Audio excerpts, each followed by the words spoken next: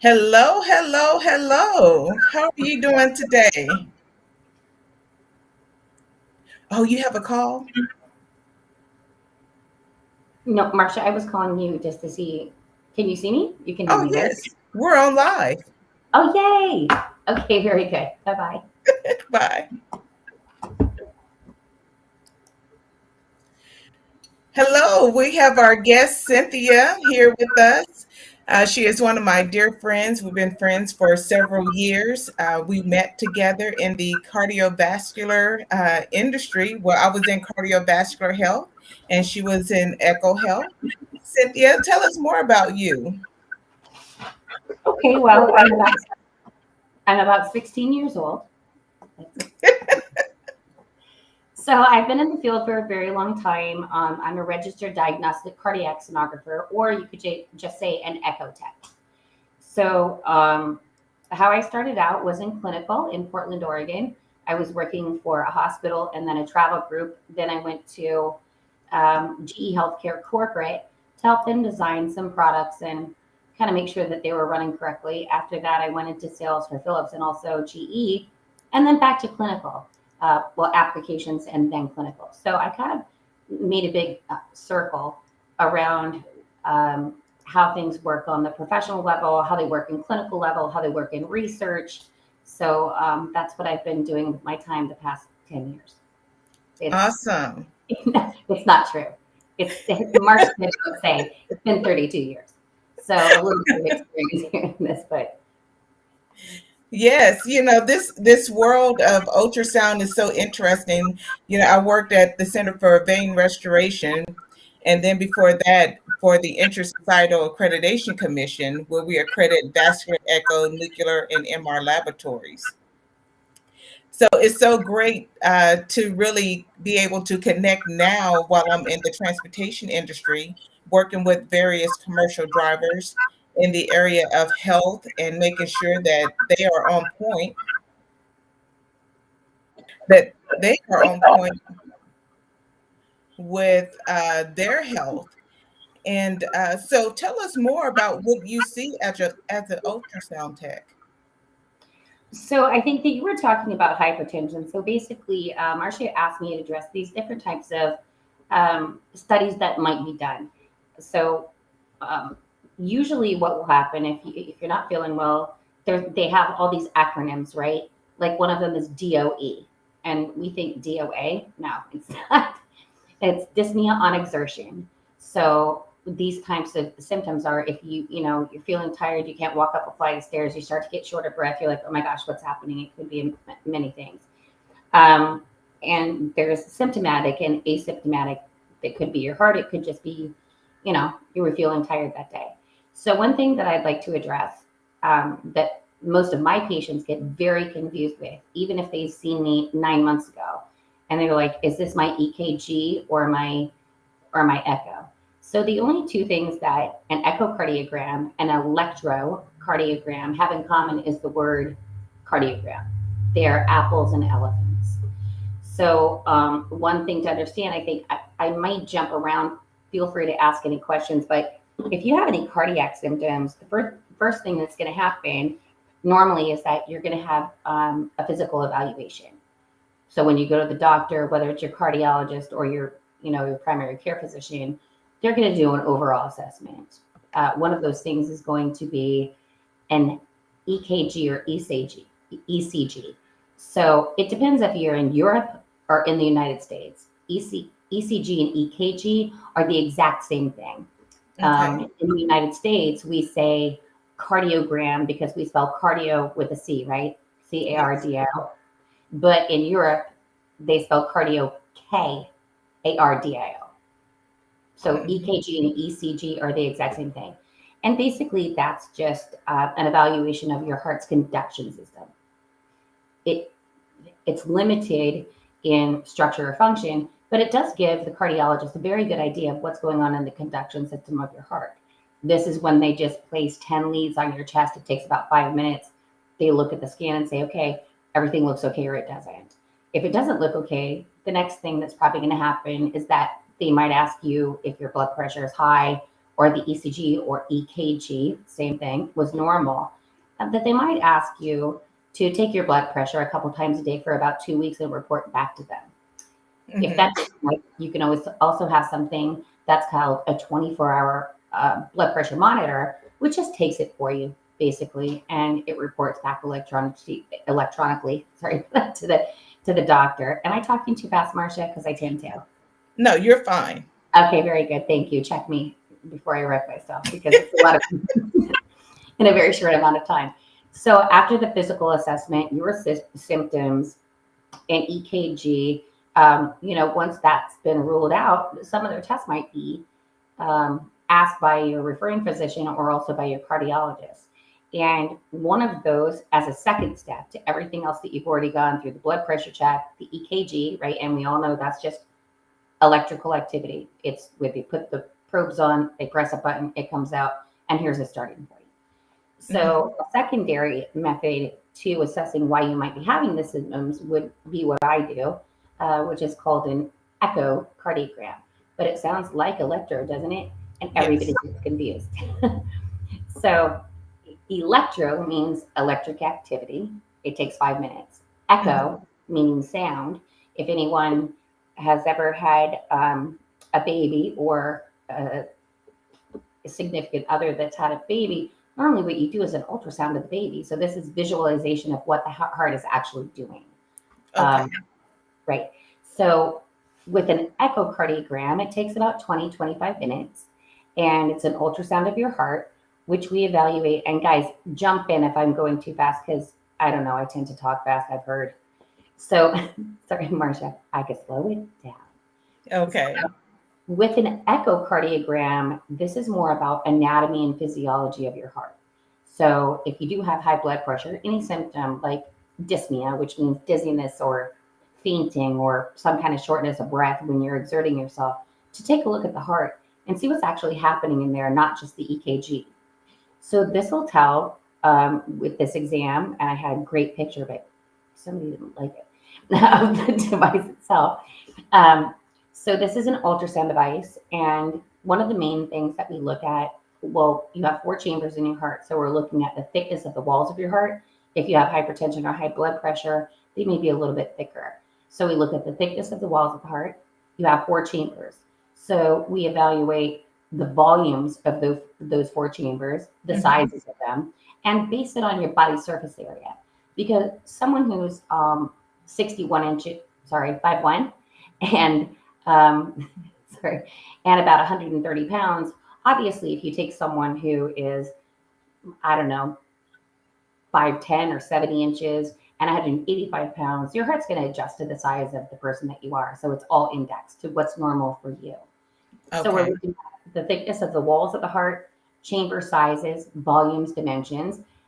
We evaluate all 4 cardiac valves, and you have 4 of them, 2 on the right and 2 on the left, to see that they're opening and closing properly, that they're functioning properly, that there are no holes in your heart that shouldn't be there. And that would happen only if it was from birth.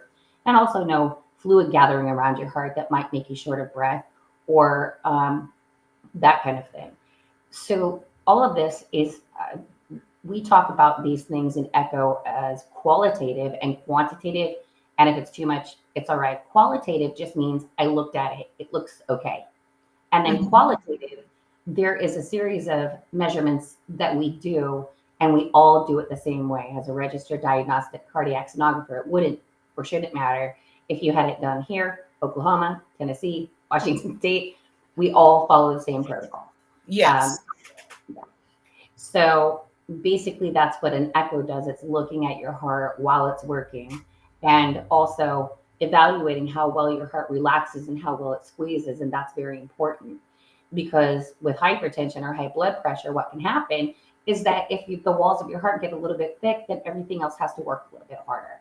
So that means pressures might go up or go down, and in eventuality that the pressure was so high that it was causing changes structurally to your heart, you'd be able to see with an echocardiogram. Coronary arteries is, a lot of people ask me, hey, I always say, my name is Cynthia. I'm here to do your echo. I did it last year. And they don't remember who I was or what they had done. They just, I'm like, They're back for round 2. like, you forgot me. This is crazy. Right. Of course, I'm just joking, guys. Mhm. But the reason that we follow those guidelines is to see that if there are any changes. So it's really important to get a baseline. So again, anyone wants to hold their hand, what's the difference between an echo, meaning sound echo, or Uh-huh. electro, meaning the dum, right? So these are two very different tests that address different problems. So echocardiogram is not, it's actually the second thing that comes along if there is something wrong with your EKG or your blood pressure. Then they do an echo. But this is looking at the structure of the heart. Probably what most often happens if you're doing a cardiac workup, and I would really suggest that you do if you can, because this way you have a nice baseline. And if anything changes, your doctors can say, no, it all looks normal. And then 2 years later, you have another one, still looks normal, but we have a baseline. Now, I have a question for you, Cynthia. Yeah. How many of your patients that you probably have seen in this period of time have been truck drivers or someone in the transportation industry? Um, I've had a few, like I normally try not to ask too many questions about someone's personal life, but Okay. if it's volunteered or I know that I already know that they're driving transit. And to your point, one of the things that we were talking about is signs and symptoms of heart failure. Now, when I use the word heart failure, it's not congestive heart failure. It sneaks in, right? Yes. So if you get if you're having symptoms of feeling short of breath, or so that we call that SOB. Now, some people might think that means something else, but it's shortness of breath. Okay. On exertion, also edema. So obviously, Marcia and I talked about this. If you're going to be in a vehicle sitting in the same position for 8 to 10 hours, it would be the same thing as being on an airplane. Gravity is in effect. Yeah. So gravity is just going to draw you down if you don't get up and walk around. I'm not a doctor. I'm a registered diagnostic cardiac sonographer, but I've seen this with people who are seated in the same position, whether it's in a truck or really whether you're in front of the computer and you just don't have the time to get up and stretch your legs. At the end of the day, your shoes are going to be tight. Yes. Yeah. Yes. And, even, sitting in the office sometimes, in the same position for a couple of hours out of the day, talking to various people, the dispatchers, other drivers, as well as the brokers, because you're trying to get that next load for that driver, or you're sitting on hold forever in a day, right? And for me, sometimes I get up and my ankles are swollen, or I have to walk around a little bit. You didn't tell me that. And it happens, I have my own compression stockings, because I used to, drive from Tulsa to Maryland all the time, and I never stopped. That's a I long. was Oh, there, that's got to be 12 hours or something. it's like almost 24 hours, 23 Oh, hours. so it's That's a quite. 23-hour drive. My geography, guys. I'm from the West Coast, so I don't know how long it is from Tulsa. So I apologize for not knowing that. So I would drive and I would wear my compression stockings when I'm driving, because the only time I would really get out the car is when I'm pumping gas, getting something to eat, but then I'm back in the car and, heading back out. And by the time I reach my destination, my legs are not as swollen, because the compression stockings help. And I know that, this is more or less on the vascular side, the vein side for the compression stockings. But when it comes to our drivers sitting in these chairs as they're driving all the time, you have some chairs that are really comfortable, some that are not comfortable, and they're bouncing up and down. We know that there's some edema that takes place, and it could just be because of the Position. body mass of the person. I'm Yeah, sorry.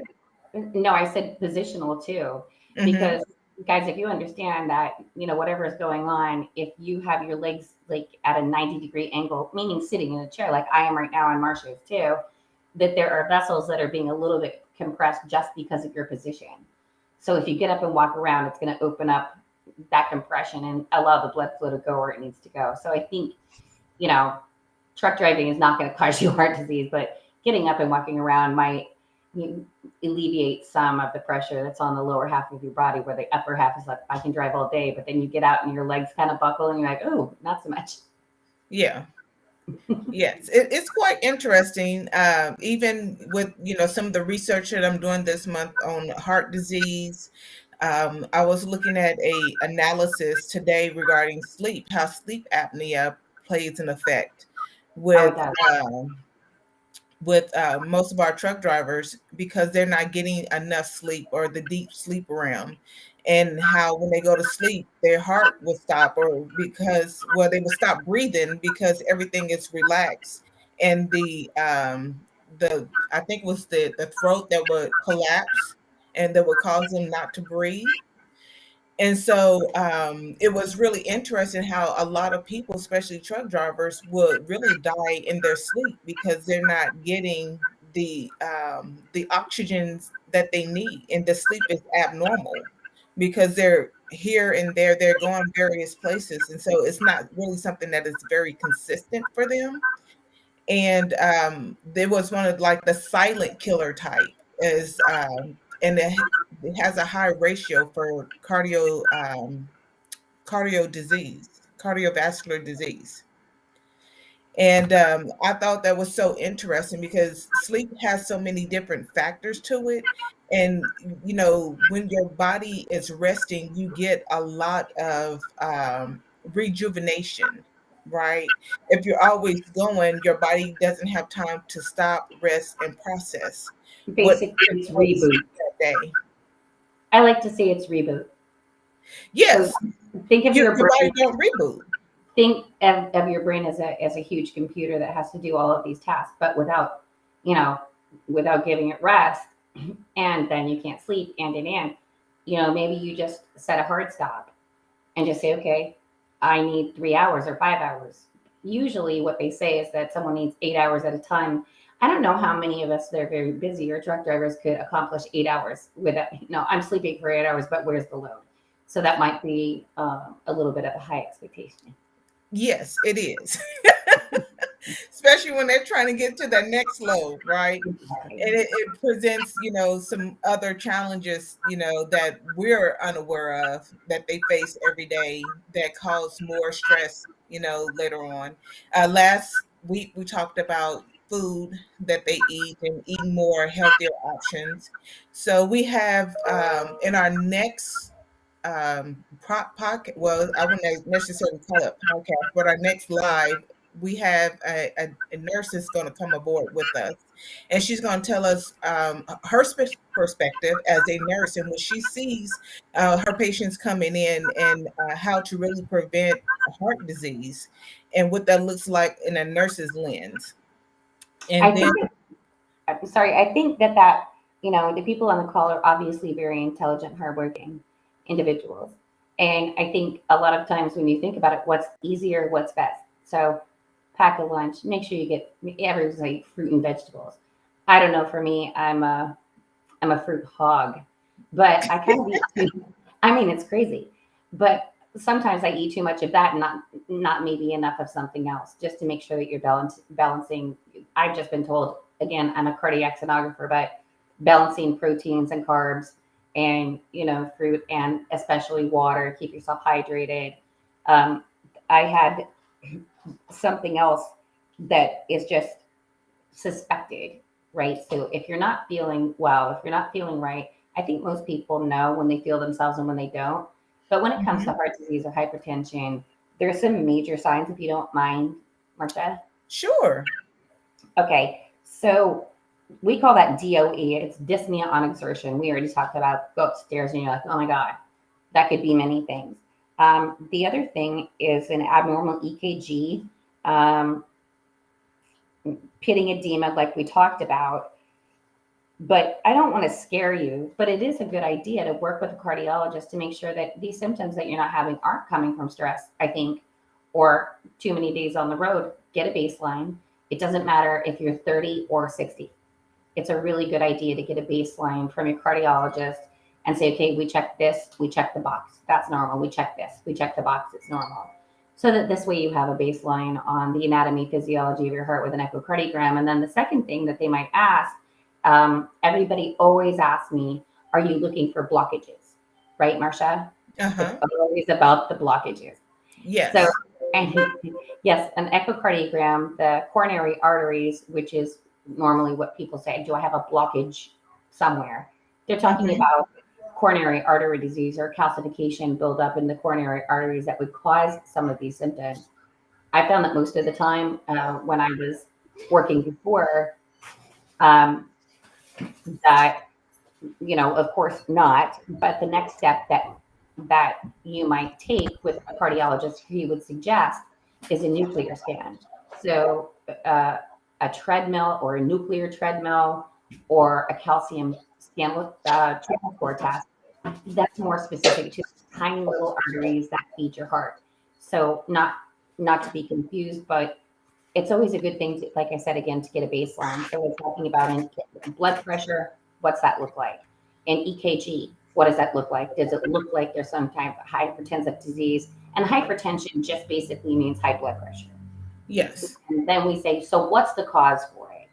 Is it something in your heart? Is it high blood pressure causing the walls to get thick? Is it structural? Is it physiological? So that's where the echo comes in. And then after that, if it's like, well, everything looked good, then you could expect probably a nuclear stress test where they inject a radioactive isotope into your bloodstream and kind of watch it as they watch you exercise. And it sounds scary, but it's really not. It's just Yeah. that the radio, your body doesn't know the difference between the radioactive isotope or that injection, or some people call it contrast. So if I'm going up here, that's okay.